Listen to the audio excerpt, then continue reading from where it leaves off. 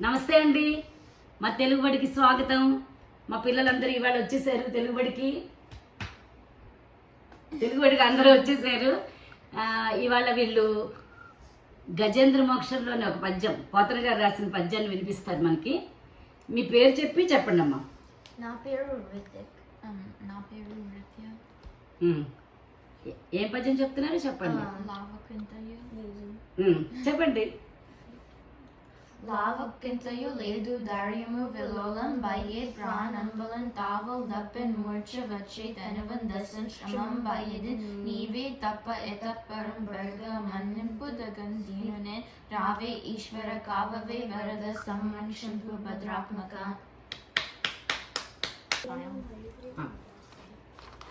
రిత్య ఇందుగలడందులేడని పద్యం చెప్తారా మీరు? చెప్పండి. ఎందుకలు దండు లేదని సందేహంబు వలదు చక్రి సర్వోపకతండు ఎందెందు వెతికి చూసిన అందందే కలుదు ఓ దారి. విన్నారు కదండి. ఈరోజు మా పిల్లలు గజేంద్ర మోక్షంలో పద్యం చెప్పారు.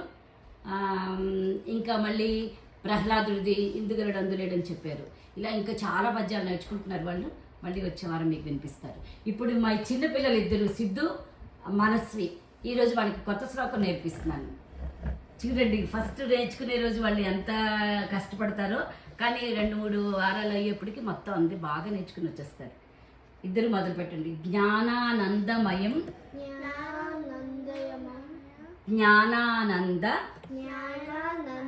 మయం నిర్మలం స్ఫటికాకృతిం